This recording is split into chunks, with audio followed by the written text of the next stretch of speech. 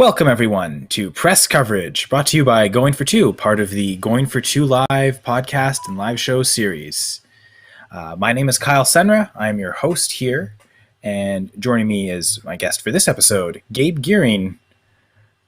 I could introduce Gabe by a lot of names, co-host of The Open Bar, known on Twitter as FF Man Bun, Bungie, Genius MC.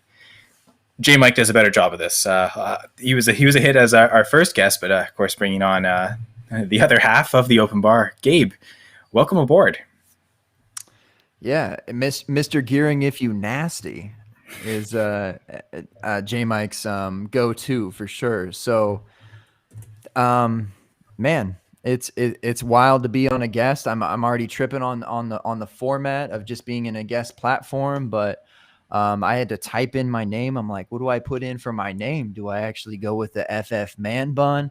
I know I've been touting the Pello Bun. Do I go with that? Do I go with my name? I don't know. Look, I'm just happy to hang out and chill, Kyle. So it's good to see you. What's good, brother? Everything's doing great here. Healthy. Things are awesome. I know for us, we're both teachers. And a little bit of insight there, but for us, it is our spring break this week. It was in the province of Ontario, moved to this week in April. Usually it is the middle of March. So, up in Canada, mid-March doesn't feel like a spring break. So I normally refer to it as the March break. I think kind of affectionately around here too, but it does actually feel like a spring break. It is now spring here, both officially and weatherly. But we're not too weatherly here. We're going to talk a bit about fantasy, but talk about some I think a lot of great topics. So how are you doing? And I know how are you and your family? Oh man, it's been a ride, bro. Good though, good overall. In fact, if you checked the pre-show show, that's kind of an open bar joke. I don't know if we can make that joke here, but I was saying goodnight to the sun. And that's certainly, I don't know if that's different these days because it's the first time. So to me, it's just normal. I was having a conversation with people of like, what's a COVID baby and what's not a COVID baby. And I think that, deals with conception personally, but that's about the birds and the bees. And I don't know if we're here to talk about that, but I'm just speaking truth. What do you think, Kyle? Well, first off, for jokes, you can make any joke you want. I think that's obviously, I'll never discourage any jokes. So right off the bat, staying at that. But yeah, I think and secondly, I guess no topic is off limits because the topic at hand is the guest, in fact, all of these shows. So you are the topic, Gabe. So whatever you want to talk about is essentially what we will talk about. So the free will does exist on this show, and freedom is there. And I think one of the most freeing things that I know I feel, I won't speak for you on this, but I'll see if you do echo these statements or reverb these statements. But music, it's a very liberating, maybe even spiritual aspect. So where did your relationship with music start?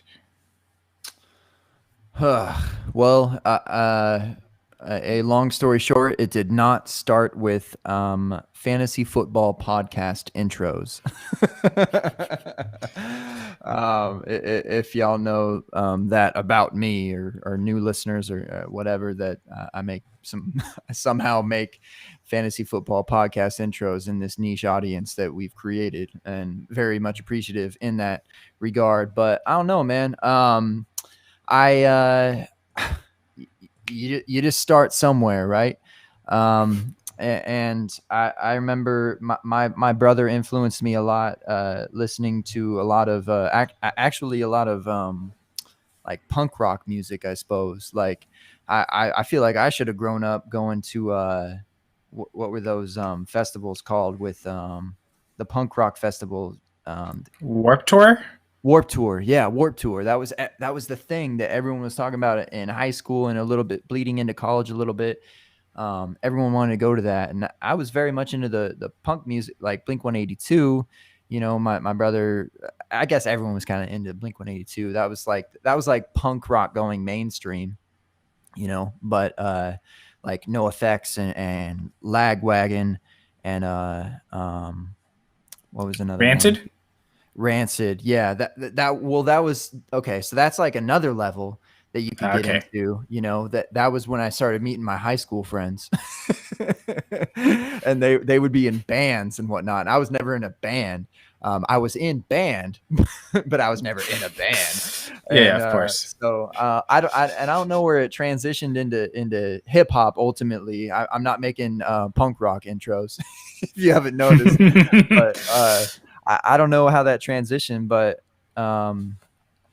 I've always just been intrigued by anything musically, like between punk rock, between hip hop, between like playing saxophone and piano, and like just anything. It's really just melodic to me. It doesn't really matter like what flavor it is. I think like I have a friend here that I've met in Austin in the past 5 years that got me into metal.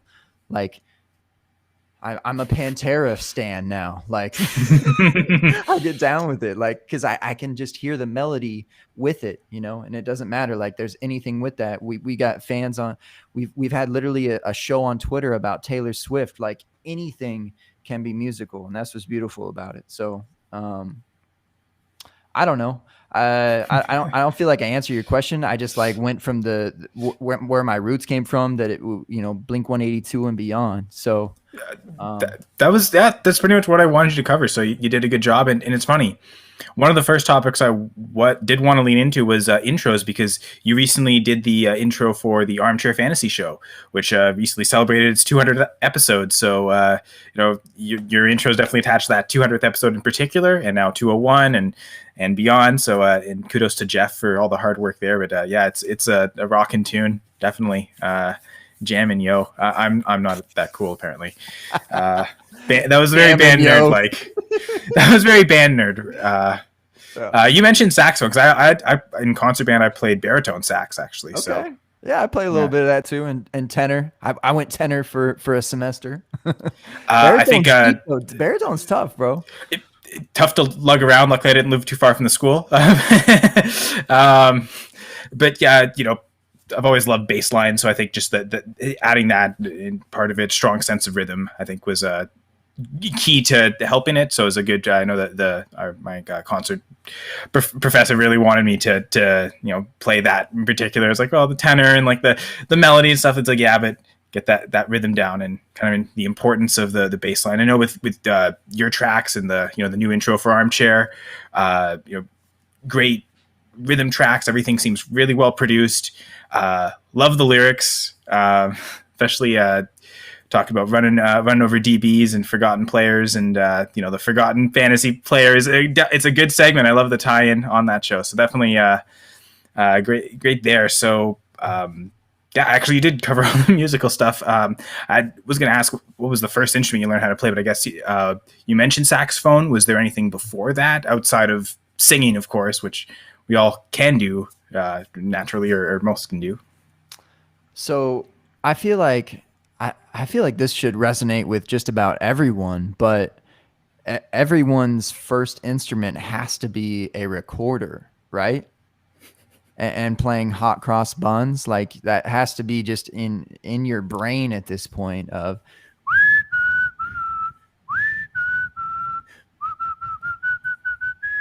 I mean, that's got to be the first song that anyone's like learned ever.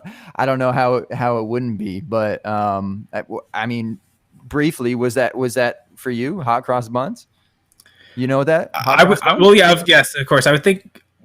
I always kind of think I probably started first on percussion instruments anywhere. Like I think even more natural than that is just banging two sticks together sometimes. I think that the natural rhythm, I think, is almost where I would go start, but that's maybe even deeper. So I don't know if you want to go that unofficial. But you're probably right with the recorder. Yeah. Yeah, true. I mean, sure, you can. I'm trying to teach my 10-month-old of the like banging on some things to some sort of like rhythmic beat. Sure. Yeah, absolutely. Yeah. But as far as a specific instrument that I remember first would be a recorder. And I feel like it's so funny thinking about a recorder because it's so like 4/4, just like basic, just like 1 2 3 4, just so simple and easy to remember. And a lot of that, a lot of the melodies that you learn on a recorder still tie into like a lot of music today, which is sad, but but also just elementary and something that people subscribe to, like hot cross buns. You learn that at first, that's still playing on the radio, I'll tell you that. Yeah, like I said, that recorder, I specifically played an alto saxophone for a few years in middle school, and actually stopped in high school, weaved in some piano, as far as those instruments go. But as I spoke with you about, as far as instruments go, I think the voice is just number one instrument. I mean, how else are you able to hit literally, if you can, I suppose, every single note in a musical structure, not necessarily with a specific tone, or possibly with a specific tone, depending on things. People literally like create beatboxes out of their mouths. And I just think that the voice has easily the most range of any instrument, because you're kind of locked in with a woodwind or a brass or even a piano. I think piano is a baseline and probably the 101 of all instruments, because it teaches you so much, and you begin to understand so much with that instrument in itself. But the voice has so much power, just between singing.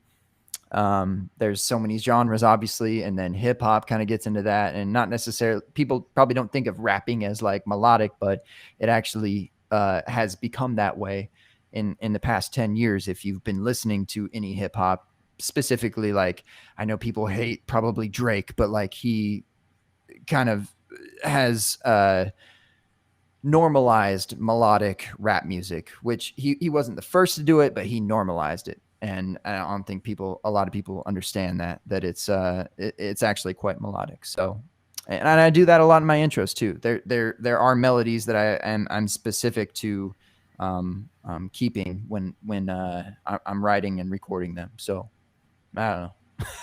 The voice is powerful, bro.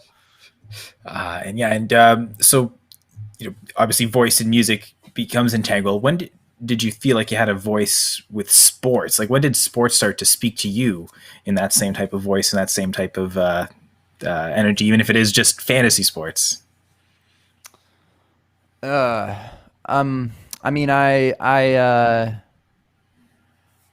always felt like I was athletic, through elementary school and middle school. They kept giving me blue ribbons for my stupid little track meets, which represented first place. And I was like, damn, okay. But then I felt like I was ultimately just the most athletic of that, of my class, because people hadn't hit their, AKA puberty, essentially. And then everyone hit puberty, and then I was like way behind. I'm like, oh man, I got to catch up. So I was just playing catch up my whole life. But as far as like putting a voice out to it, I felt like I already had that confidence instilled in me, because I thought that I could compete with people. And that progressed into, March Madness brackets in high school, always running. I would always try and run those underground, of course, in the streets. All right. And I actually didn't even play fantasy football until my second year of college, which would have been a little over 10 years ago. So, but once I reached that, I was like, okay, wait, so I don't necessarily have to do everything like I would with a bracket or with any sort of like athletics, any sort of like race. Like, I can sit literally here and compete and still just beat all of you. and in my first year in playing fantasy football specifically, I was able to be lucky enough to be in a championship match. I actually lost that championship match. I remember my first championship was against the Packers, Matt Flynn 6-touchdown game, which was brutal. But that's I guess that's kind of where I originated on the fantasy structure, and an origin story of sorts, and then it just kind of went from there. Twitter didn't happen until later, but I was playing fantasy for a few years. So, were your teams called Man Bun back there? No. Oh, you want that origin story? I mean, we are brought to you by Manscaped, so maybe there's a Man Bun Manscaped tie in there. So if you do want to give the Man Bun origin story, this is an exclusive first brought to you by Manscaped. So again, I use the 20% code press coverage to get your offer with free shipping and 20% off. So yeah, Man Bun origin story if you want, or we can continue more fantasy talk. Do I get for being on the show? Do I get Manscaped now, or do I get Manscaped? Is that a part of being a guest on this show? Not by me. So no? I'm gonna have to refer back to Jeff. We'll talk after the episode. I think that was in the intro contract, Jeff. So yeah, I was in there somewhere. Did we listen to those lyrics again? I know. Yeah, I weaved it in there. It's in the ad libs. It's in the ad. I should have thrown a Manscaped in there. FF Manscaped. No, I can't even remember the specific origin story now. I would have to go and look at the advanced search of Twitter to see where it started. Because I got into Twitter as grab bag fantasy. I got in to actually start a podcast and to write. This is before there were hundreds of thousands of podcasts, and not to say that I was like an originator at all, because there were obviously the footballers out there, and ESPN and all the big name sites were doing their thing. But it started. There were a lot of smaller ones out there that began, and Under the Helmet, UTH, started with Chad Parsons, Doug Veach. I like them a lot, and Dynasty Nerds with Rich and Matt. I listened to them a lot, and that's where I started. And I was like, and football guys too. I love Sigmund Bloom, all that stuff. On the couch, I was like, I want to do that, and so I made a podcast, and I specifically made Grab Bag Fantasy for teams that were wanting to get some insight of what they were doing and what they could do.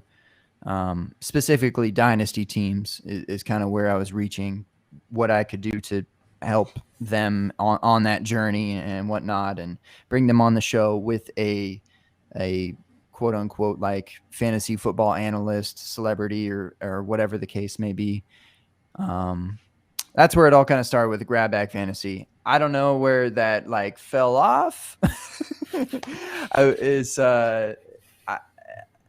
It might have been easier to enter that game now, because it feels like there's a lot of people that still there's a lot more people now that are in this community. It was really hard to even like survive in something like that. It was super like depressing almost, where you like, because there just weren't that many out there that you'd have to really push it out. But at the same time, it's a good time to get out there. So anyway, FF Man Bun, I kind of like, I don't know, didn't necessarily like give up on like the analyst dream or whatever, but I just was like, I don't know, I just want to have fun. And I like met I started making friends basically on Twitter, on the FF community. We all know about that now. And it was some Twitter thread with John Bosch. That's all I remember. And something about my man bun and something about making it FF man bun. And I was like, done. And I changed it immediately from Grab Bag Fantasy to FF man bun. And it has never resurfaced, and I just am committed to it. But I'm not. Like, I was even willing. I was like, well, I could just like change it all the time. And then I was like, well, no, because people like tag me and stuff. So probably wouldn't like circulate the best way if I was like trying to build a brand. So I guess I'm FF Man Bun now. And so the man bun is no bun, but It's funny, grab bag, because that does feel like a good hip hop artist name, right? So I mean, that could have transitioned well either way, I suppose. And now you're on the open bar, and one of your trademarks on the open bar, you in particular, is sort of not acknowledging the chat. And I've done my best impersonation of the man bun today. I completely ignored the chat. I know Danny's here. Again, part of Going for Two Live. Danny does the Speak On It podcast every Tuesday. So definitely check that out. I know they had a mock draft talking rookie earlier this week. Definitely rewatch that on the Going for Two Live feed. Anyone to know what's happening? It's good to see you, Danny. Eric Romanov as well. Also, and this is again part of me ignoring the chat. This is way back when a bird and a bee love each other very much. So definitely refers back to our previous conversation. Again, my bad for ignoring the chat, but again, I'm just acting like Gabe, apparently making him feel at home. The so-called chat, I should say. So moving on from the so-called chat, of course, any questions, I will try. I'll do my best to stay on top of it better this time. But question to anyone who is looking to start out, as you mentioned, and kind of, as showing your bit of evolution through the ranks, what's one advice that you would give to anyone who is looking to get involved in fantasy football content creation or content creation of any kind? Everyone's going to say this, but start and be consistent. I think that's easily my largest downfall is being inconsistent. Even nowadays, if I was really dedicated and trying to ultimately build a brand through this fantasy football industry, and not to say that I'm like not specifically, I'm just not 100% into it. And I feel like there are people out there that are very, very good at that, at just being consistent. Specifically in the last few years, I will always highlight, I always just sit back and watch people sometimes. And I think that some people are very good at just being consistent. And when I say consistent, I mean consistent with something that's going to be unique and something that will grab people's attention, not to grab a bag per se of fantasy, but look, I thought that was a unique idea, and people do that now, all right, but it wasn't unique then. It was too unique because we just needed mainstream fantasy at that point. But now you kind of have to have a brand of sorts to emulate onto different platforms, etc. It's a lot more complicated now, honestly, because you could really just put out a podcast before and do it consistently and gain steam. And you have to have consistency now, but you also have to have something that is unique. You have to have some sort of brand that you're putting out that people grab onto. And once you realize that people are grabbing onto it, you grasp that and keep pushing. And I think that's something too that people don't necessarily realize. Like once something hits, keep hitting that. So that might be random, or it might be something that is unique in your brain that you're putting out, and maybe you don't think it's unique, but keep doing it until it hits. And then once it does, keep pushing it. Literally keep pushing it, because I've seen that too many times of like, especially in the past couple of years with so many platforms to put something out, like between TikTok and YouTube. Like the moment that something is unique and that people like it, you have to start putting that out there a whole lot more than you did before, and really pushing it, not being annoying about it, staying within your brand and your personality, but on that vein, I suppose. A few words come to mind, like evolution, right? Like within, okay, this concept's working. How do you evolve that concept to make like it not be the exact same each time you record, right? Record or do it, but different, but also evolve time frame, right? Start to push more often than as opposed to retract to be less often. So some wise words there from the man bun himself, and we try to be consistent here. Get your advice from FF Man Bun, who just like changed his name at the drop of a dime like 4 years ago for fun. Like, listen to me. Although, to be fair, man bun, grab bag, I mean, much less to spell, right? So it's easier for people to maybe want to tag. I got to write all this. So maybe there's some advantage there. So strength in numbers, I guess in that case, less numbers. I know we try to be consistent here at going for two. I know, again, mentioned some of the shows, some of the mentioning Speak on It. Eric Romanoff and his show, along with Clay Hodges, doing the Dynasty Pawn Shop. I will learn how to speak properly, and we'll move forward with this content.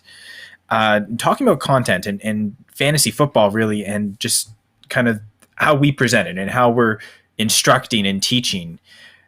What are some of the links between the teaching profession and the fantasy football community? Oh, man. Basically public speaking in general. I would start there, because I think that you, for the most part, are going to have a podcast in some way, shape, or form, or maybe you're on TikTok, or maybe you are making YouTube videos, or maybe you are putting out the fleets. In some way, shape, or form, I think you are presenting yourself, right? And for me personally, when I'm teaching, I wouldn't necessarily say that I'm putting on a character, but I'm putting on something that I know is going to entice those kids to certainly like something that they might not necessarily like, which doesn't necessarily translate to fantasy football, because people are basically there for something that they already like. So how do you interest people to something they already like? Well, you do you basically just can be yourself and bring whatever elements that you have within yourself, your characteristics, your personality, and kind of put that on the board with fantasy football. So it doesn't, like, the whole like film analytics thing, like that's going to be a war forever. It doesn't matter. Ultimately, it doesn't matter, because it's just like what you want to do to put out into the stratosphere of what people find to be interesting. It doesn't matter if it's sometimes it doesn't matter if it's right or wrong. It's just that you put it out there uniquely.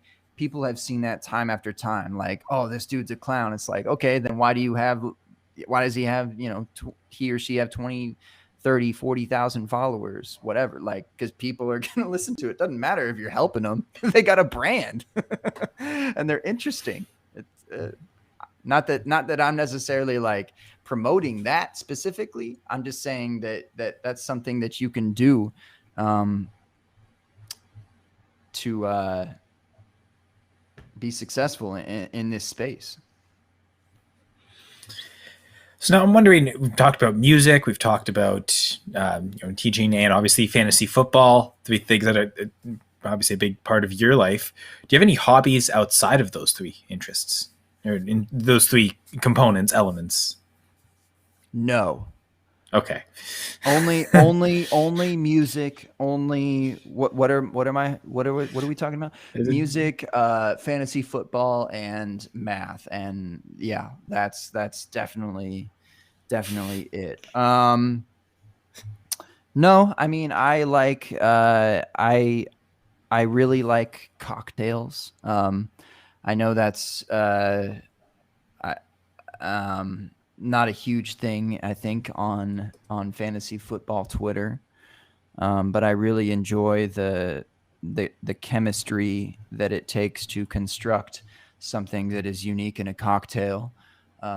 If you want any sort of analogy for fantasy football, like take your, breakout age and your 40 time and your BMI or something, and you put them all together and you have a perfect running back of Jonathan Taylor or something. I don't know.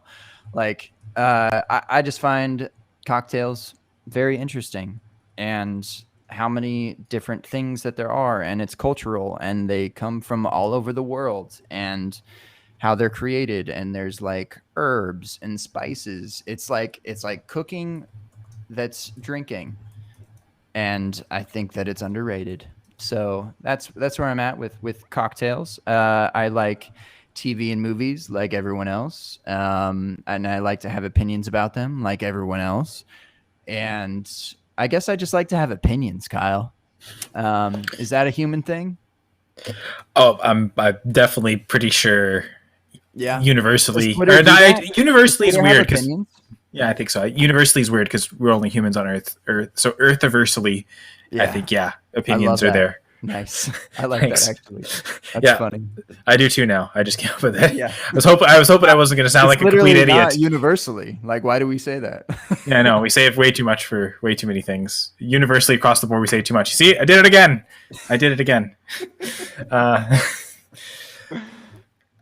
So, okay, you're talking. I mean, would you consider, like, just with the cocktails? Would you consider yourself a mixologist, or you're just mixing it in slightly? Matches the mixing of the music, maybe when you before you master. Oh, okay. Is that what I'm doing? I'm mixing and am I a masterologist? I don't know, man. I just Man bunologist.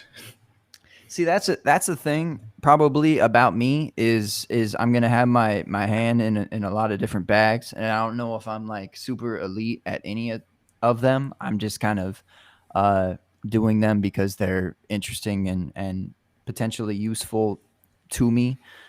Between fantasy football, between mixing cocktails, between math and the a crossover between math and fantasy football, the data analysis and movies and TV, just putting your hands in different bags. I feel like I never really commit to one thing. Sorry, wife. Sorry. She's just staring at me this whole. No, I'm just kidding. Yeah. Sorry, Mrs. Bun or Mrs. Man Bun. I'm not sure how to. Right. Yeah. Yeah. I don't know, Mrs. Well, I don't know. Woman bun, man. Woman bun. The bun. Do you also say FF, or does she fantasy football too? Do you have to take that out? Yeah. The female.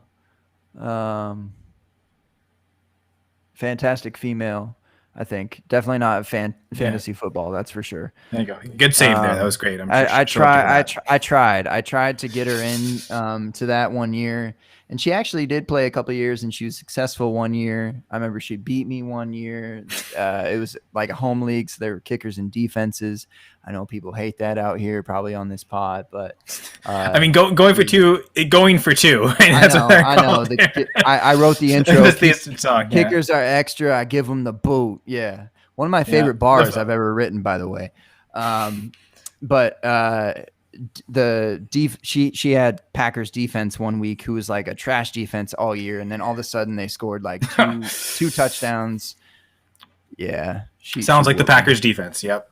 It sounds like the Packers defense. So, okay, you mentioned tough to commit to one thing. You do so many things. Now, is there one thing that the fantasy community doesn't know about you that you would like to share? Guess you're pretty open on the open bar, so I don't know. I know. Like, how deep can we go here? That's the thing is like, what haven't I shared with y'all? I go out and I stretch my legs in jean shorts and a cut off, Texas University of Texas jersey clipped out. I'll go in Peloton.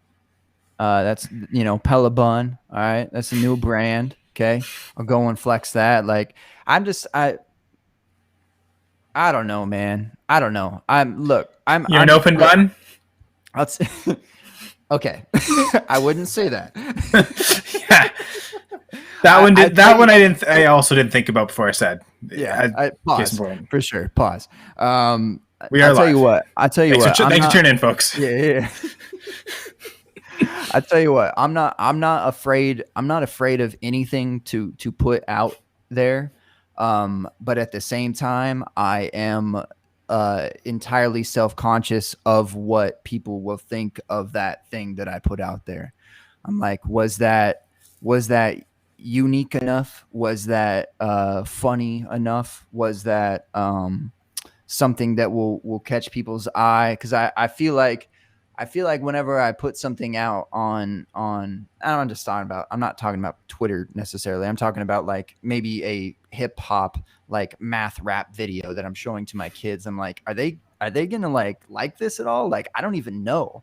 And so like, I think this is like really cool, and like this could maybe help, like, you know, educationally, and like they could grasp onto this. But I'm like super self-conscious of like, I don't know if this will work. Will this be successful? So as much confidence or like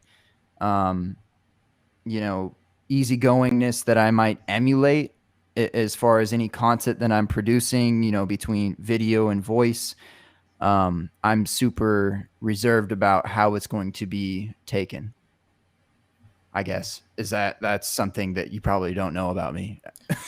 Well, and I mean, truthfully, like people would see like how much you do and how open you are, that like that would be probably something that would shock most people. But I guess it's the idea, and I think maybe athletes go through this too, like these football players, right? Knowing the violence you're about to go through, how those running backs do it, game in, game out, how the offensive linemen do it. But yet, you know, knowing the pain, the fear that could be there, they seem to go in and perform every game. And not that, you know, teaching is certainly as physically demanding. At least we certainly hope not as that. It feels that way mentally. Yeah. You know. Yeah. And I mean, I know I watched my parents as well do it for so many years as well. So yeah, it's a lot of different perspectives on that. But thanks for sharing your perspective with that. Now, if you could interview one person all time on your podcast, it doesn't necessarily have to be the open bar, although I guess that is the perfect podcast to just literally interview anybody for any reason. But yeah, who would you want? You can pick from all time, all history, anywhere, any place. Any universe, no. I suppose. Does that complicate things too much? We'll just stick to Earth again. Maybe you won't know who you might not know who I'm talking about if I say universally. Yeah. Because my universe might be different than yours as far as the people that I know in my universe on different planets and such. I don't know. Does this have to be music, football, like life? Anything. Anything you want. Oh, man. Kyle, that's so hard, dude. That's such a hard question. Because I feel like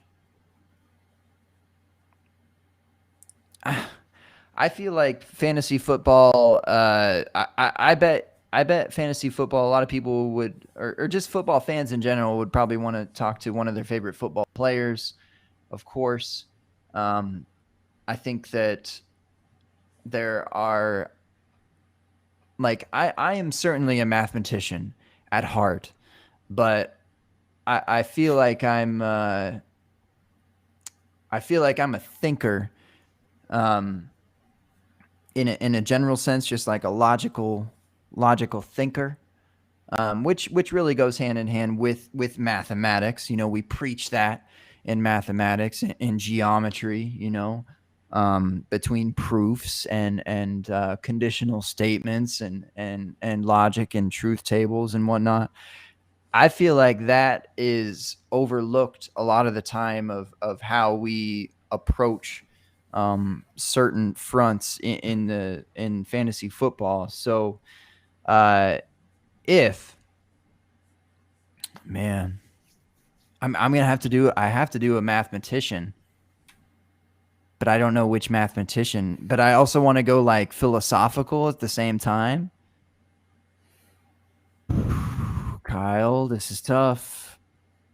And I feel like I felt like I was going to be able to give like 5 people to just name off, and then I just I only get one to interview for the rest of my life. I mean, if you can add up the mathematicians together. I suppose you could, if you do a math trick like that. I'll allow you to pick 5 if you want. I honestly think that there's it would be cool to the transition between like the Plato and Aristotle. That would be sick. That would be dope. I don't know what kind of like. I feel like that. I feel like the thinking translates. I feel like thinking translates like no matter what but how you like produce the thinking and put it on paper or put it in a spreadsheet or put it onto a podcast. That's what differentiates. But just like the way of thinking, a lot of the time is going to stay constant, or there's like only so many ways to think, I guess, or maybe there's not. I mean, universally, is our mind really universal, Kyle? Is our mind universal? I don't know. We don't know. But I'd hit philosophy, and I feel like they're mathematicians too, so that kind of counts. But I don't know how it would translate as far as like language goes. I don't know. I like thinkers, man. I like thinkers. That's all. A lot of revelations, which leads into the next question. And what's one revelation that you wish that you had gotten earlier in your life? Maybe is it the universally one? I guess that's all of us. Universally it is anyway. A revelation that I wish that circling back, I wish that I realized sooner that I wasn't the fastest kid on the field, or that I wasn't going to be. That confidence is a very good thing to have as a personality trait, but it can get you into a lot of trouble. That's for sure. And confidence might help you here. So, as mentioned before, sponsored by Manscaped. And for anyone listening through the Going for Two feed over the last really month, a lot of different, we'll say funny intros. I know Jeff has one, because it's draft season. If you have, do you have Trevor Lawrence hair in your pants? I'm going to say this one. Sorry about this in advance, Gabe. Do you have a man bun in your pants? If so, Manscaped might be your answer. Now, from some experience here, you can get the Lawnmower 3.0, for instance. It's a very comfortable razor, which is waterproof, so you can use it in the shower. So you avoid messes anywhere else. You're in the optimal location, and works tremendously, works wonderfully. I'll say from experience, probably the best razor I've ever had. So I certainly endorse it. Full full body, I guess. And also, a few other things they have.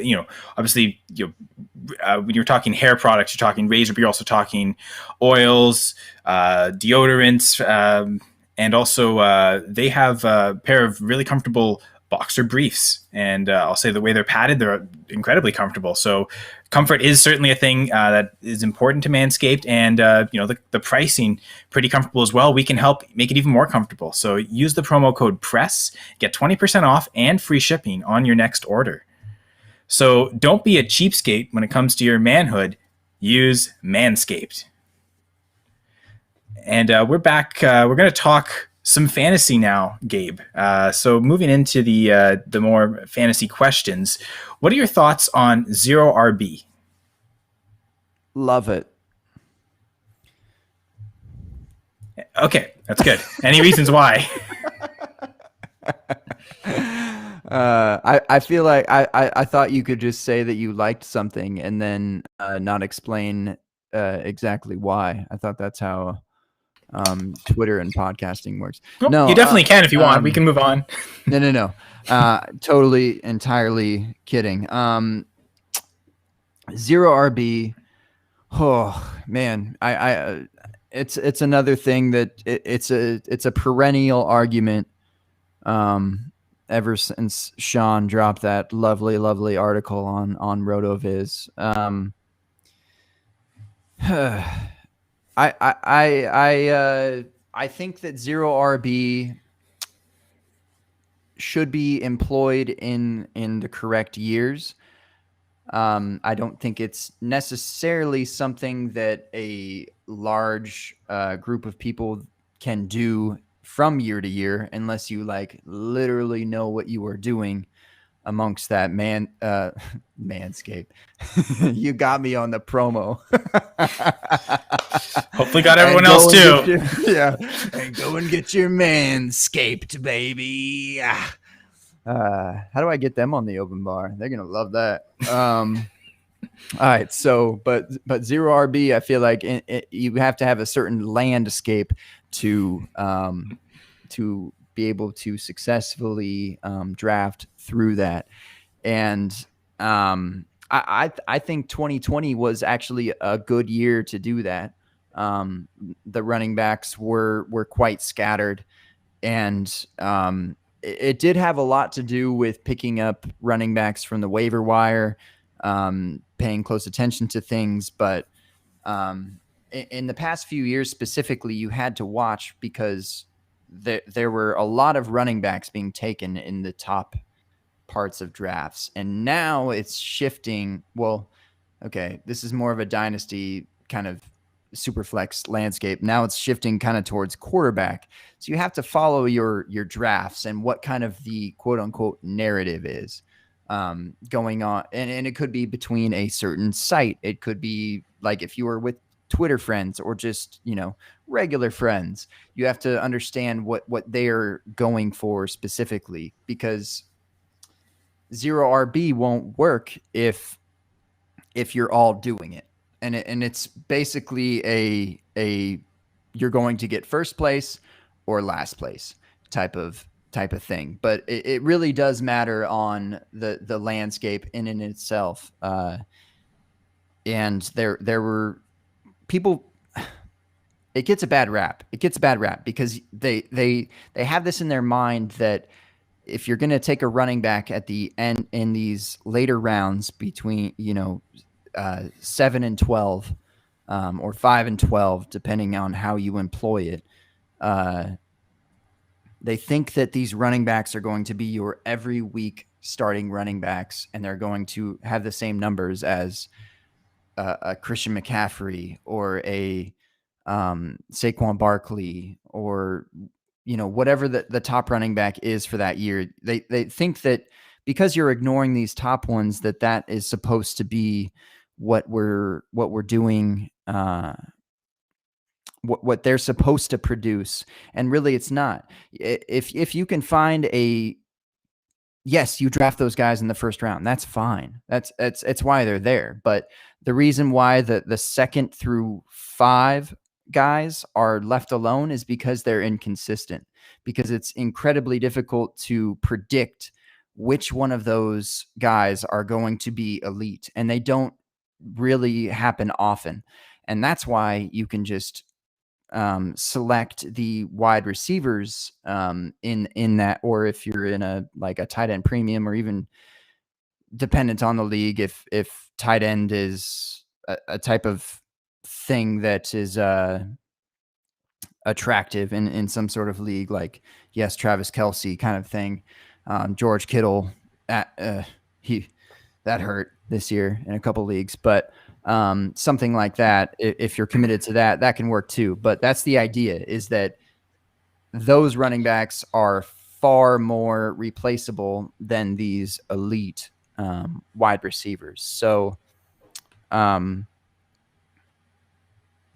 don't know why it's hated so much, but I'm willing to employ it if it's in the right setting, dependent on things. It doesn't have to, you shouldn't necessarily force it, but if you're in a situation in which it needs to be put into place, then yeah, ride. And I mean, you might have already hinted at the next question, but I think it's true that, the format is kind of important to where, but also context of draft to draft, right? How the board falls, especially if you're in a snake draft, that looks different than doing it in an auction draft, for instance, and what that looks like when you're doing it in that format, and how that type of control, zero RB in the sense of equating certain dollars to the position. I'm going to pay up, like you said, for the elites at every position if I need to, except running back. Like, so, context does matter league to league, but do you have a preferred league format? In like between dynasty and redraft? Or others as well, but yeah. Dynasty, I feel that I don't know. This is probably actually across all formats. I feel like Superflex just like needs to be a thing now, like universally. I feel like that's going to be the next like PPR. Like I remember when standard was kind of a like there was an argument between like standard and PPR and blah, blah, blah. And like that was like 10 years ago. I don't know when, but I remember I started in standard and I was like, why aren't they getting receptions or points for when they catch the ball?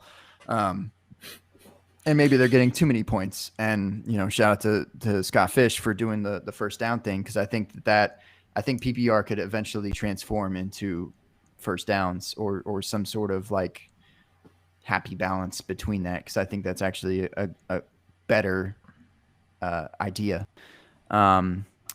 But Superflex, the quarterback is too appreciated.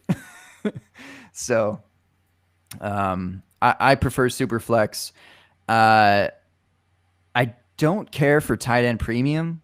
Actually, I kind of hate it. I kind of wish that I hate to say this, but I kind of wish that tight end was like a tight end kicker flex. I've never done that in a league, but looking at the points in comparison of tight ends and kickers, it's far more like the type of curve that you want, that you see in running backs and wide receivers and quarterbacks. If you include tight ends and kickers, it looks a whole lot better. And it could be more fun. Like, or you can do a two tight end / kicker league, where, I don't know. That's probably like a unique thing, like a throw it out there type of thing. But shout out to those who are still touting kickers, Linda Lyons. I don't know. I don't like tight end premium though, because they're trying to. I understand that they're trying to make tight end important, but points don't do that. Points don't make a position important. A position makes a position important, which is a weird thing to say, but it's true. Comes back to the roster settings, which is also the next question, is talking about settings that you like, although I guess you kind of answered that as well here.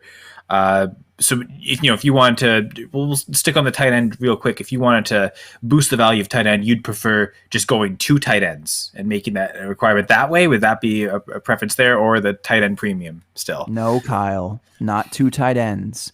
If it were 2 tight ends, you have to / kicker. You can't have a 2 tight end. Don't do that. Seriously, don't do that. Anyone listening to this ever or watching now, do not do a 2 tight end league. That is the worst setting that I've ever seen in a fantasy football league. Absolutely, hands down, the worst setting. You can do 2 tight end / kicker league. That's fun. It's entertaining. Don't. And the premium is fine. It sort of, like I said, it gets you like halfway.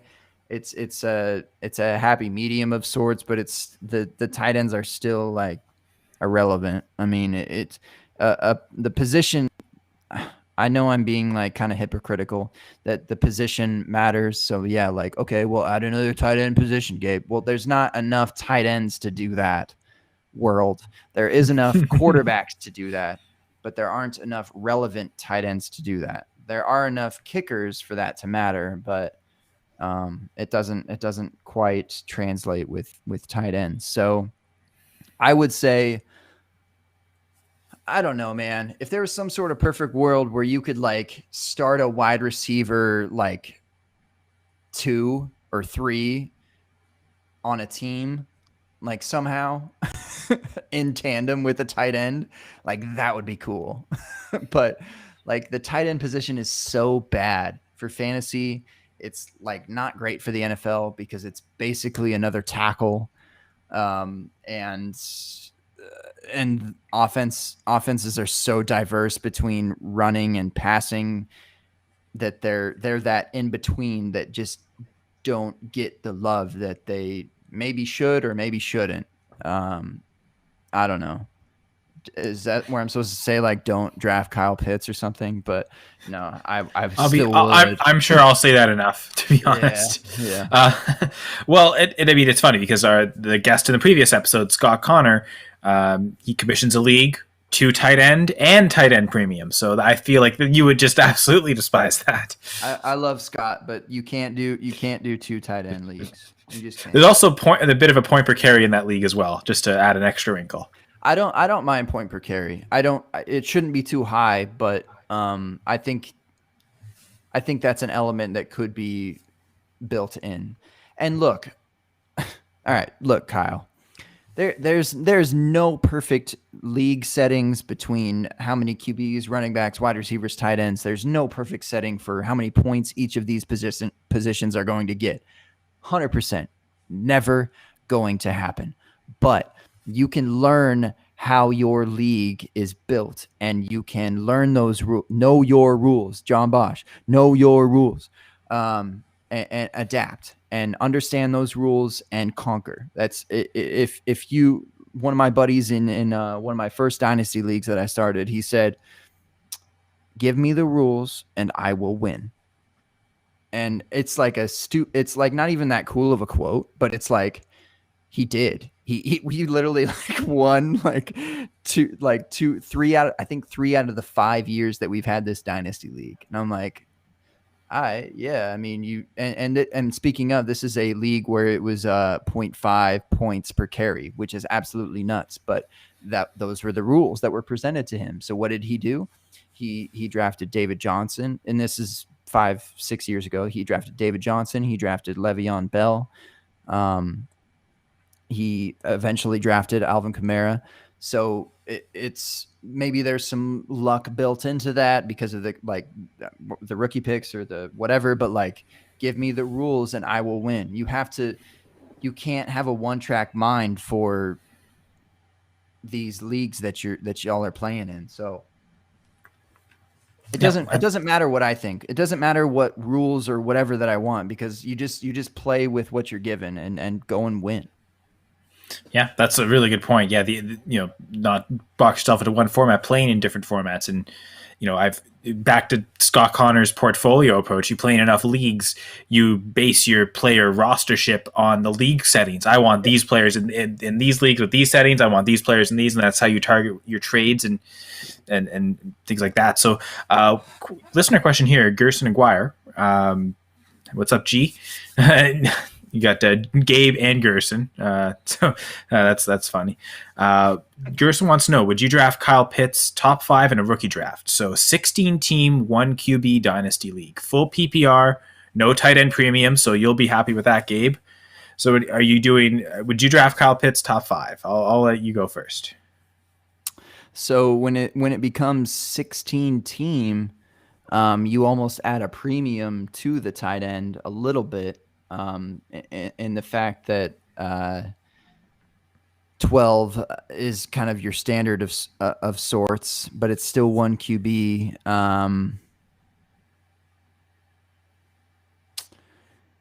I wouldn't mind it. It would, and these are all questions that depend on what your roster looks like. If I'm comfortable. How many running backs am I starting? How many wide receivers am I starting? I know you're only starting 1 QB, and since it's 16 team, you're probably like, really, I don't care how many teams you are. If you're if you're starting one QB, like it doesn't really matter. You can throw out whomever and it's going to be fine, probably. Like fine enough, or you can like eventually trade for it and not pay that much to acquire something that's going to be like a top 10 scorer. Like QB doesn't really matter in a one QB league. But how many running backs are you starting? How many wide receivers are you starting? If it's, if it's one running back, I'm not really caring about the running back. I probably wouldn't really in general for top 5, but am I starting 3 wide receivers? And is wide receiver weak? I'm the top of the wide receiver class is pretty good. You might be able to get Chase or Smith, but I think Pitts has to be in the top 5 ultimately. I'm gonna disagree. I think your premise of quarterback, I think at 16 teams that starts to get scarce. If everyone has, their starter and one backup, that's all 32 teams in the league. So there is a bit of a scarcity asset. As soon as one person decides they want 3 or 4, suddenly not everyone has the backup. Maybe that panic scarcity starts to exist. So I don't know. I'd be hard pressed to take him ahead of any of what I view as the top 4 quarterbacks. I could Pitt's ahead of Mac Jones probably.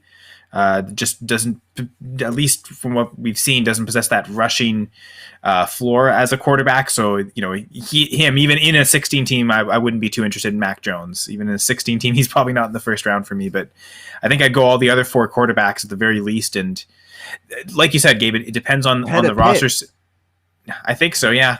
Certainly really? Fields. Definitely Fields, I think. I mean, obviously landing spot dependent. Whoever goes to 49ers will be great as long as it's not Mac Jones. But I think all of them possess that kind of rushing ability. I think in 16 team, I think the quarterback scarcity to me is more important than the tight end scarcity. I mean, it's one of those where, if there's only 6 tight ends that are worth rostering on a week-to-week basis anyway, to be one, I don't mind being one of the 10 teams that doesn't and not worrying about it there. So yeah, and I think you said it right though. If you only start one running back, yeah, I'm not pressing the issue with running back. So maybe then we talk about him and Chase in that 5th spot. But if as soon as we have to start 2 running backs, I think I'm definitely going at least Harris, Etienne, and probably Javonte Williams, maybe even others if the draft capital is there. So I would say outside the top 5 for me, even in 16 team. So we can a good disagreement point there, Gabe. Garrison is providing some context too. I see that now. Yeah, and with the QB being Herbert, like there's, I wouldn't take a QB. I don't know. I could see like if I were gonna make like personalized rankings for this league or whatever the case, like. I think I could put Pitts next to Lawrence, and that's about it. Like now, I don't know what the teams look like. I might be able to, depending on where Fields lands, is really the only person I really care about to put up next to Lawrence. But I would put Lawrence and Pitts near each other in a 16 team, because you're right about the availability. Yes, like obviously when you double it up, but at the same time they're not starting 2 quarterbacks. Like if you're considering a bye week, then you're thinking way too much about it. Maybe. And maybe that's dependent on what QB you have. Like with Herbert, I would be totally fine running that out. Whereas if I had like Jared Goff, I would be like, yeah, maybe I would take Trevor Lawrence or Justin Fields, Yeah. But like, yeah, it's very much team dependent. But like he says with Troutman and Everett, like maybe you could lean on, there's some hype on Troutman, but like 2nd-year tight ends, Everett, like, will he be okay in Seattle? Who knows? You never really know with Seattle. Kind of thing, and you don't know what Pitts either. You don't know where he's going even at this point. But he's supposed to be the next tight end god. And notice how I said the next, because that's a perennial thing, or at least an every 2 or 3 year thing. So, but with Akers, Taylor, and Swift, bro, like definitely not gonna sweat running back. I wouldn't sweat QB. I wouldn't mind taking Pitts, but if I would take Chase ahead of Pitts for sure. He won't be there. I doubt it if it's 5. Smith probably would be there at 5. I would say. I would say it's between the. I'm sure it's going to be the Smith and Chase, and then the 2 or 3 of the running backs and Pitts. So you're probably going to have that choice. Really, it's going to be tough, but I don't mind Pitts.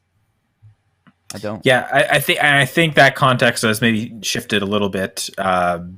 Good point there. Maybe get our convincing Gabe, so the teaching definitely comes in handy. Aristotle, bro. There we go. So I can maybe get behind Pitts a bit more with that team context, that team build. Seems like without a maybe tight end being the press you need, you could take the upside shot. Kind of does make a little bit more sense. I might be tempted to try and trade out the pick, to be honest. See if Mark Andrews is someone that's pretty low. Does the Mark Andrews manager feel, I had a chance at Pitts? I wonder if what they'd add to Andrews to get that pick. I think I'd prefer to do that. And get that known production. You've got the running back set. You've got the quarterback set. Looks like a team with the foundation to compete.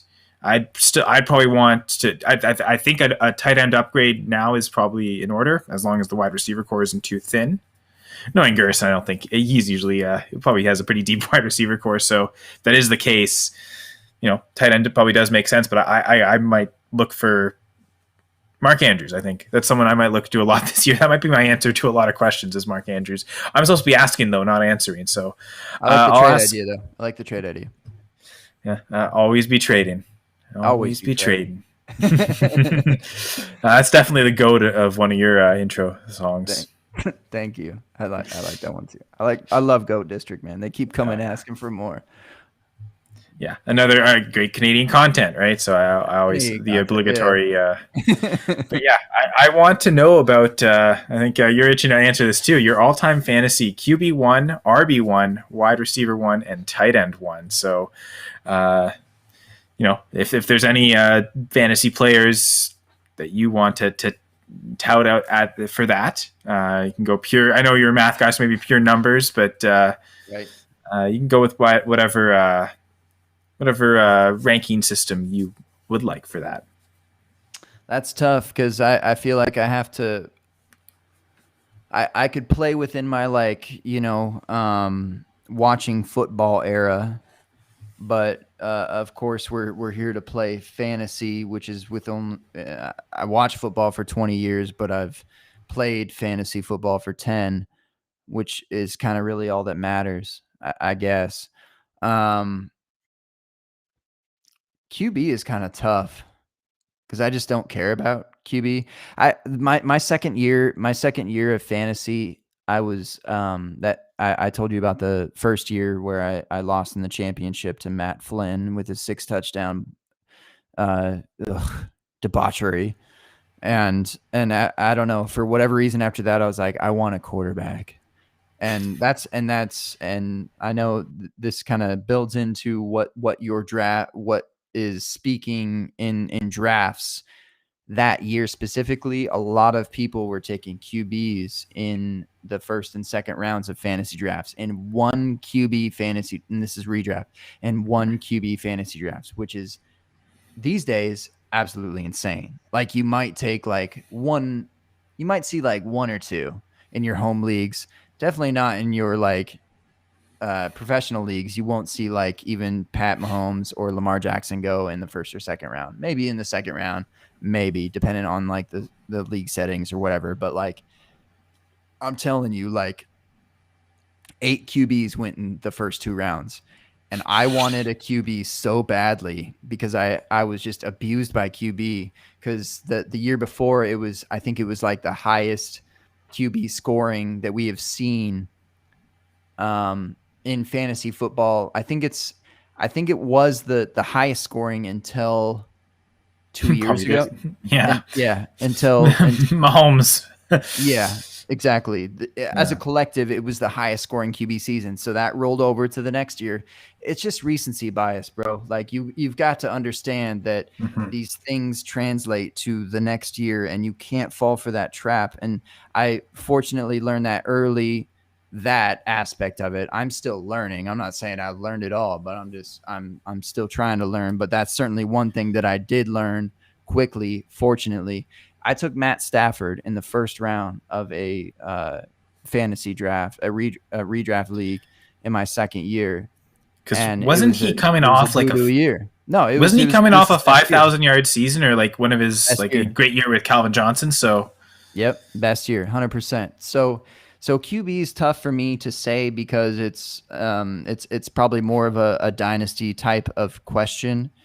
I would throw some respect out for Russell Wilson and maybe Aaron Rodgers and even Tom Brady just because they're perennial producers. But like QB is another position that just really doesn't matter to me. And you can find production for what you want. I don't know. It's hard for me to give me a name. It's hard to give a name. Unless do you only want to talk about running back, wide receiver, and say tight end, quarterback doesn't matter? That's it. Really is though. Like it really is. Like you like McVay approved. No. Quarterback doesn't matter. McVay approved. That's what Eric's saying. But think about it, bro. Like how have fantasy leagues adapted over the years? What have they done? They've added a position for quarterbacks to make them more important. They've added points to tight ends. Scott Connor, for whatever ignorant reason, added a position for tight. I'm just kidding, Scott. I love you. Added a position for tight end. Like those are neglected because people don't know what to do with them. Like I don't think we figured it out yet. Still, I don't think there's a perfect fantasy league for quarterback and tight end. I think running back and wide receiver are relatively easy. I think that the first down thing is definitely helping all positions as a collective, but running back and wide receiver are easy to find favorites. Like I can knock them off right now. Like I love Jamal Charles. I love Julio Jones. Like that's where I was at in my beginning. And that's kind of where I've been riding with that. I love DeAndre Hopkins. Like I love OBJ. Like those are so easy to come up with, but you can easily say like the Travis Kelce or whatever. Like, I don't know, but I feel like you need a unique response for quarterback and tight end because they're not going to be one player. They're just not. And if they are, then it's going to be a Travis Kelce or it's going to be, there's not even a quarterback that's not even it's going to be. Well, I wonder. I'm surprised you almost didn't say. So I'm thinking Gerson. First off, he's a huge Julio Jones fan, and every time he mentions on the DFS pod, Julio. And so I think that expression there, that type of vowel continuing on Julio. Outward. I'm surprised. Maybe not the O vowel, but something a little further south there. If you would just take Minshew or Shoeville or however you guys said it. I messed that up. Shuval. Yeah, I'm sorry about that. Sorry about the RIP Gardner Minshew, I guess, is a fantasy quarterback. So I could say that's what I'm saying. It doesn't matter. Where you could put it. You could choose Gardner Minshew here if you wanted, because it matters that little. So this is his moment if you wanted. Yep. It matters none. Teams are so thirsty to find their franchise quarterback, and you can always find a fill-in. Oh, we're just going vowels now. Well, Tutu Atwell, he's a wide receiver, so yeah. Yeah, I know. Yeah, good resonance, right, for music. Yeah. Always on the vowels, right? That's where the pitch is. Vowels are easier to rhyme with for sure. Going for two. Kickers are extra. It's tough. I like with quarterback and tight end. I'd have to just like say players that I like, and they probably just be players from our, like you were talking as far as teams that we like, and Mark Brunell,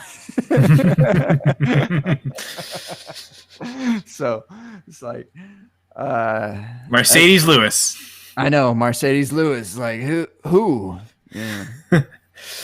uh, It's not, I think that's like, I think that's something that you should build into your uh, draft set mindset, like that QBs and tight ends, they really don't matter. And you gotta um, really figure out what your league is doing to make them matter.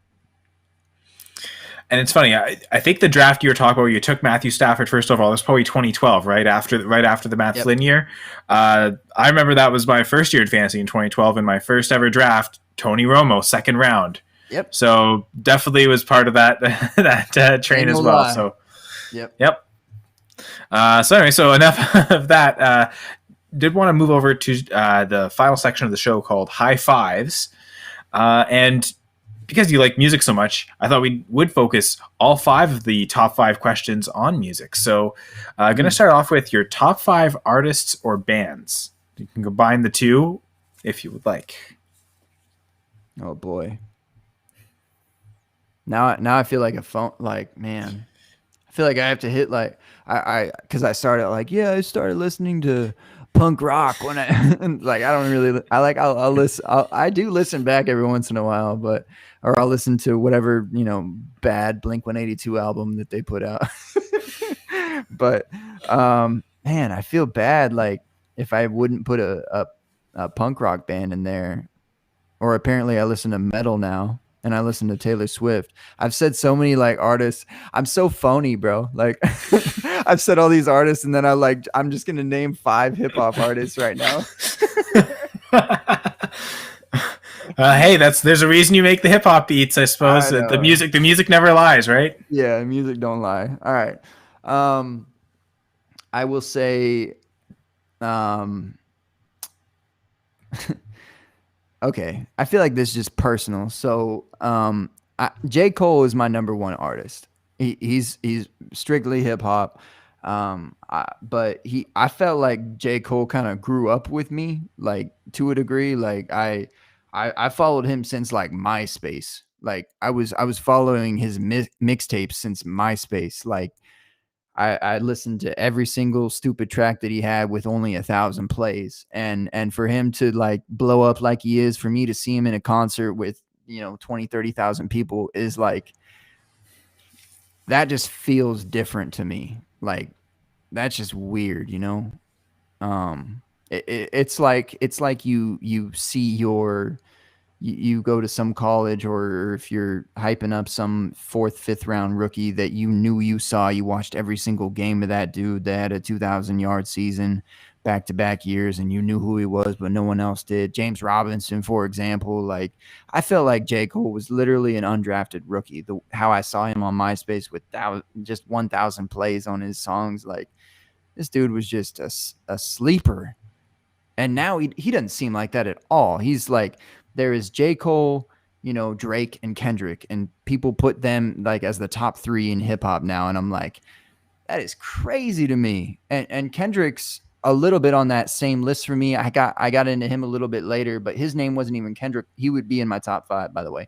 But Kendrick Lamar was K-Dot, and I only knew him as K-Dot. And then he dropped kind of an album of sorts, the Section 80, that was kind of underground, but that was a classic. And then Kendrick is,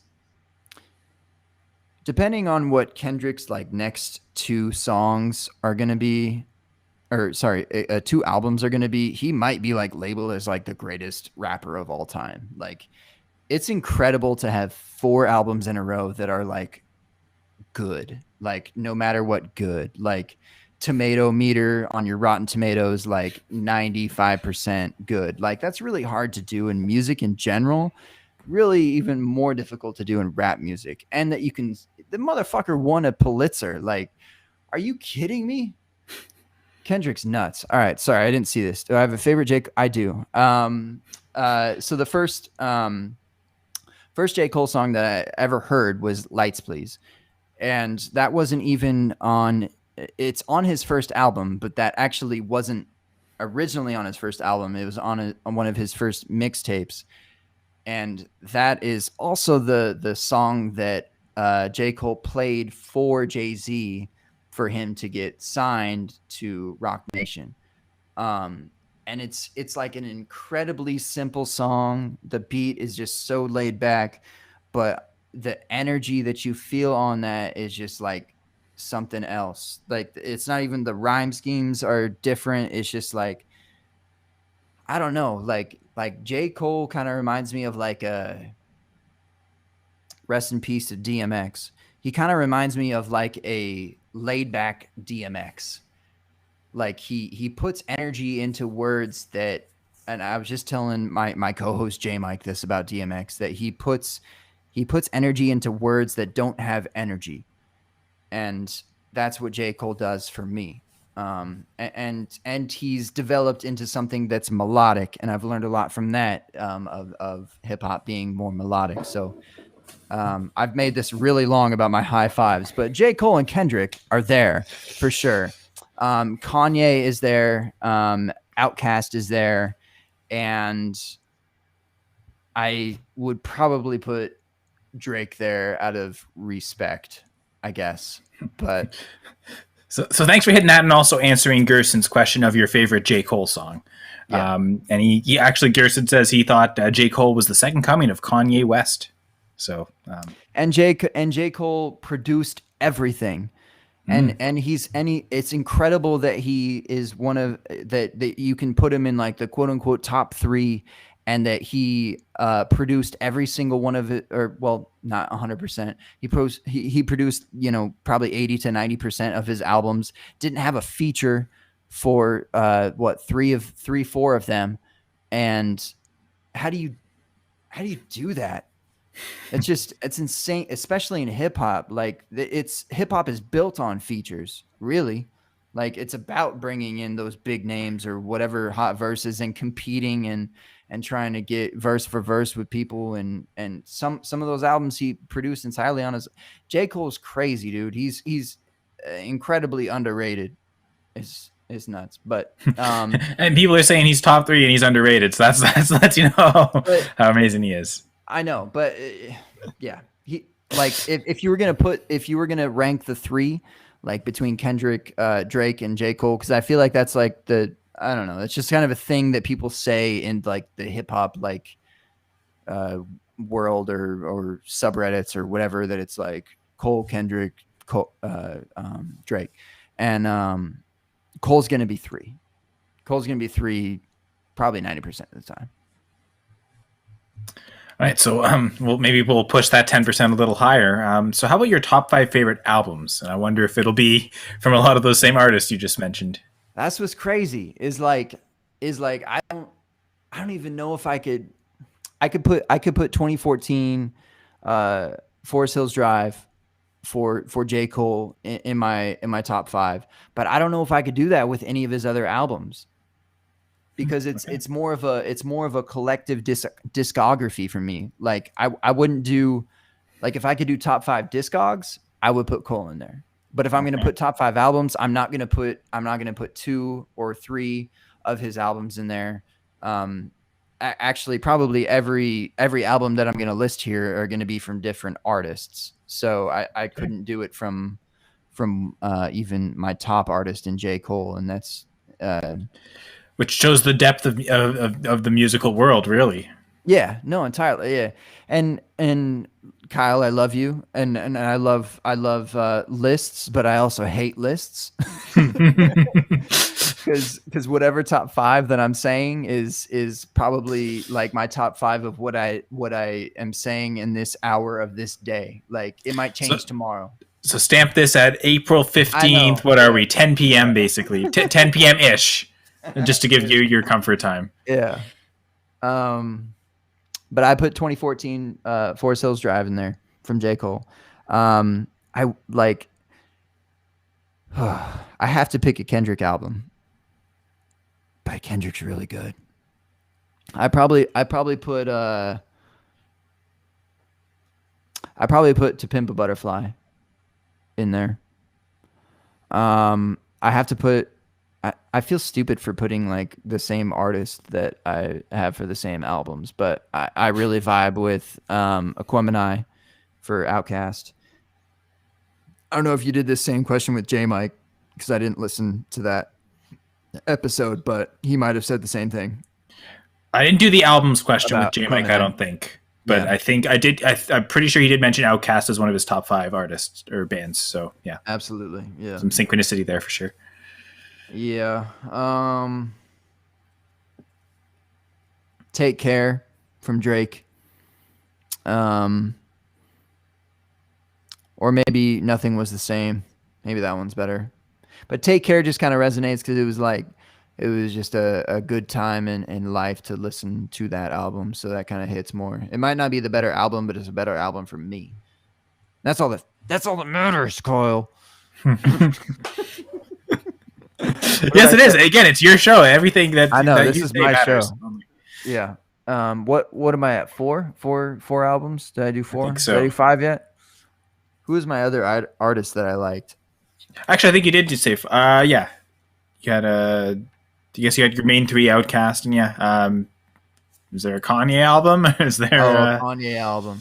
You got to do. Yeah, you got to do. Beautiful Dark Twisted Fantasy. You got to do that one. I think that's a different piece of work, bro. That's I feel so stupid. Like I feel like I put just like the hip hop artist. Oh my god. I'm not. Look, I got to tell everyone. I don't even listen to hip hop. Like I listen to R&B. Like I don't even listen to hip hop anymore. All those artists and albums that I just listed were like artists that I've listened to in the last 10 years. I don't even listen to hip hop anymore. And well, I do, but I just like it just hits different these days. I feel like you know how when you were growing up and you started, or I don't know if you felt this, Kyle, but this is how I felt when I was growing up listening in the 2000s, and everyone hated Kanye, everyone hated Drake, and just because of the way that they sounded, they sounded different. They're like, oh, 90s hip hop is the best. Listen to Pac, listen to Big.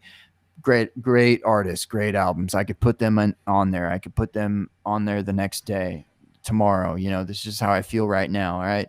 No one listen to me about my top 5s and think that they're like permanent. All right. This should change every day, every fluid. hour for you. It shouldn't. This is not permanent.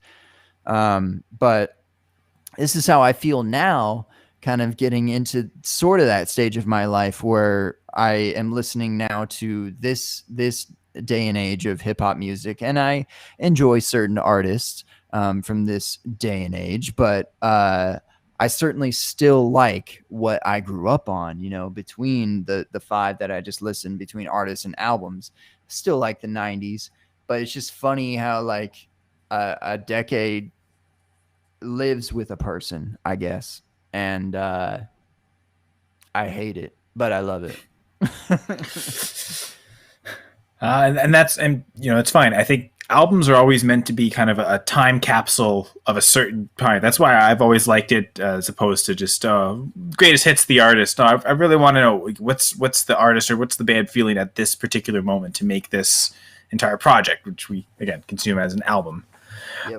But again, music exists as, you know, the entities that are the recordings, but it also exists as live entertainment. So I think you might have already answered at least one of these top 5 here, but what are your top 5 concert experiences that you've had?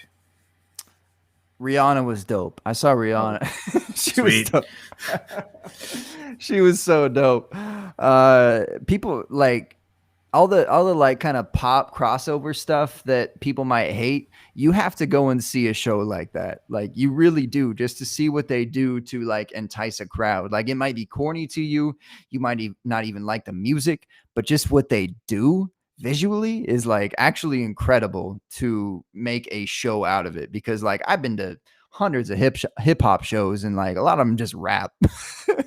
And like I've been to a Jay-Z show and it was fine, but like I liked Rihanna way more than the Jay-Z show. You know, I've been to J. Cole and I liked the J. Cole show. The Kendrick show that I saw was actually just kind of a festival kind of bit, and I didn't even really like that as much. But I've seen oh my god, escaping her name? I'm finally dipping out of hip hop to say this. Oh yeah, yeah, and I'm horrible with the names even. Yael Naim. I saw her in concert in New York, and it was a intimate setting, and probably one of my favorite concerts I've ever been to. And anything that can be intimate is probably more of my vibe. In general, I didn't realize that until I got older, but anything I can sit and watch is going to be better. So Yael Naim. I like the J. Cole concert. Rihanna is up there. What else we got? I've been to festivals too, which is hard because you see so many artists in festivals. I think the Chili Peppers were honestly pretty dope. They brought a lot of energy. I like the energy that they bring to something like that. And you know what? Chance the Rapper. I like Chance the Rapper. Man. If I'm telling you, like this is what's wrong with the top 5, like and how we can generalize things is that like I could put Chance in my top 5 years ago. Literally, I'm like, oh my god, this dude's gonna be the next one. And after I listened to Acid Rap, I was still satisfied with his Chance 3, and then he dropped off and did his new. God, Chance. You took a chance on him, and it. I know. All right. So technically, you have 2 more top 5 questions. So one was top 5 favorite instruments. Now you have kind of gone back and talked a bit about instruments you've played and stuff, and you did technically answer another question about top 5 songs. So if you wanted to just skip that one, unless there was another instrument, you felt there were more instruments you wanted to talk about to make it worthy of saying it, feel free. If not, we can move on though. I'm the worst guest ever, Kyle. I've been like, I've answered all the questions like in this like circular motion. Yeah, you keeping it free flow. I know your raps. Yeah, it's a freestyle. Very much so. And with that said, I will say another instrument that comes to mind that I just like oddly respect, and just because I basically like can't do it, and I think it's really cool, is the didgeridoo. Yep, that's people. The circular breathing is like so incredible to me. Just to be able to like have that ability is very cool, and it's super cultural, and it's probably one of the like very first instruments like ever. They're like, yeah, this makes a sound out of a tube. Yep. Simple concept, right? It's incredibly simple, and it can come down to being that simple, and at the same time can be very complex. I would like to shout out the accordion. All right. Love the accordion. I think it's just so weird. I think it's so like sensitive, I feel like you really have to have a certain touch to it. Shout out to my lovely mother.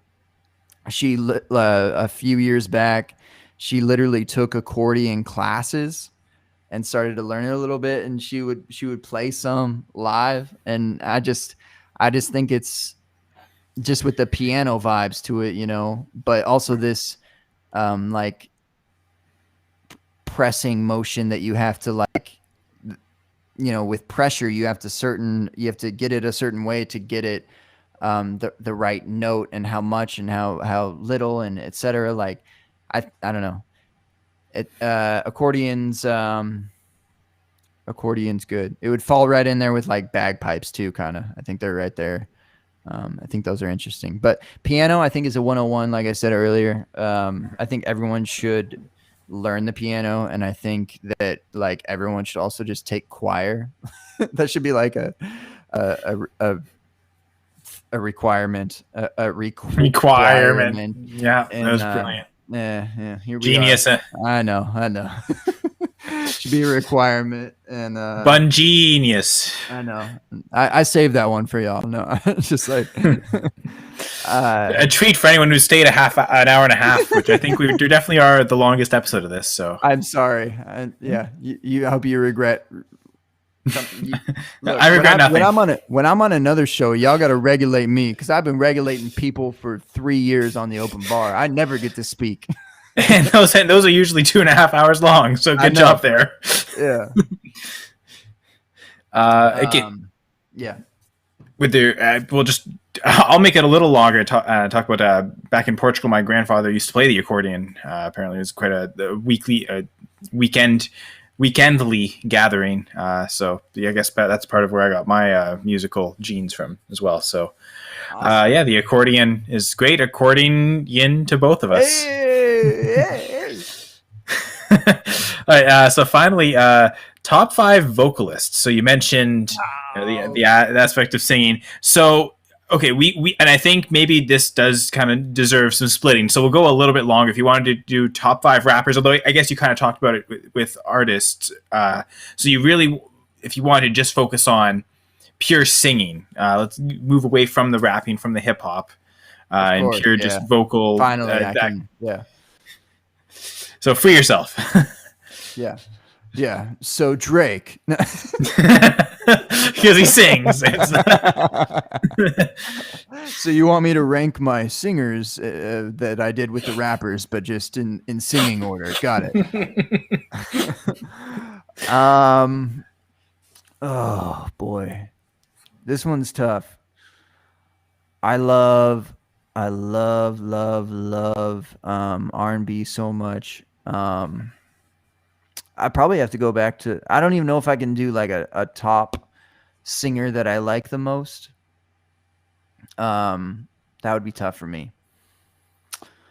But I know that I can put Whitney on there. I mean, how do you just like, and like just how do you just let that go and just like let it vibe like how she does it? I don't know. So Whitney's got to be there for me. I probably have to do somewhere between like a Marvin Gaye or Al Green. I don't know if I can make like a combo out of them because I could like list guys for Malvin Gaye. Malvin, yeah, Malvin Gaye, yeah. I think it's Malvin Gaye as my 102. Malgro, yeah. Yeah, I'm probably, I don't know. Well, we can call him one. That's fine. That math works, right? You're adding them together. Here you go. It does. Who else can we put in there? Maybe I need those two to be stuck in there. I probably have to go like new people to like I feel like Jasmine Sullivan and Brandy like really have some incredible voices. That like they're like true like vocalists. Like they really like sing, but people don't really like probably think about them. Particularly like Brandy being in a group for so long, and Jasmine Sullivan been on the back burner, but I think Prince should be up there as far as like popular music. And I feel like I don't think we can group Prince and Michael Jackson together, but I think Michael Jackson is there too. And Freddie. We gotta do Freddie Mercury. Not Freddie Venus or Freddie Jupiter. Freddie Mercury. Indeed. Yeah, indeed. Not universally. Definitely not from Freddie Earth. That's for sure. But we are coming to you from Earth. And so, yeah, circle back to that comment. Or we do it on a earthly basis, on a weekly basis. Actually, this show's on a every 2-week basis. So, but that's here at Press Coverage. Gabe, did you have any other vocalists you want to talk about or any messages you want to send to people? Sam Cooke, Otis Redding, other vocalist, James Brown. I don't know. Vocalists exist basically in the 60s and 70s, pretty much. And I guess a couple in the 80s between, you know, Prince, and if you like your rock, then you can hit that with Jagger and Bono, but that's not entirely my vibe. I guess I'm more on the R&B frame, but and then new scale, those I mentioned those. I don't know. No, like what you like, man. Like what you like. Adapt to your league. That I think that was pretty much my message, like this entire show. Like, nothing really ultimately matters on what you think, you quote unquote universally. Like, if I was going to name this podcast with a hashtag for open bar, I would say universally, because that doesn't exist. We are on Earth, and we are all going to think differently, and we're all going to create leagues differently. And you have to be able to adapt to that and optimize the best strategy to win, I guess, if that's what you're here for. Or if you're just here to have fun, change your name to FF Man Bun. And that's it. I don't know. Thank you, Kyle, for having me on. Thank you, Jeff, for allowing me to produce an intro for this platform, and anyone else allowing me to create intros for your podcast, whatever the case may be. And it's highly appreciated. I don't know how I got into that, but I'm here and I'm living through it. So much love to everyone. I mean, you already plugged your Twitter handle at FFManBun. We've talked about it enough through the episode. I'll weave it in. Weaving the man bun, yes. Yeah. Hey. And if you've weaved in and out, if you're periodically, thank you very much. If you've listened to the entire episode, again, now at an hour 40, thank you. Really appreciate it. Taking all this time to join us here. For any further episodes of this, but also the other great shows on the Going for Two platform, everything on Twitter at Going for Two Live, at Going for Two, at Jeff Lambert 77, because Jeff does retweet everything, everything Going for Two, including all the articles. I'm at Senra Says, and of course, use the promo code PRESS from Press Coverage, the name of the show, but the promo code PRESS, all caps, for a 20% discount from Manscaped. Free shipping as well. Again, don't be a cheapskate. Get Manscaped. And I'll be back in a couple weeks. Believe we're back on the normal Monday. I know that a little thrown off this week. Usually these are on a Monday. Are scheduled on April 26th, which is a Monday, with Sam Holt. So definitely be excited to join for that. Should be great. But Gabe, you were great. And fantastic fantastic fantasy man bun, which is I think what the FF stands for there.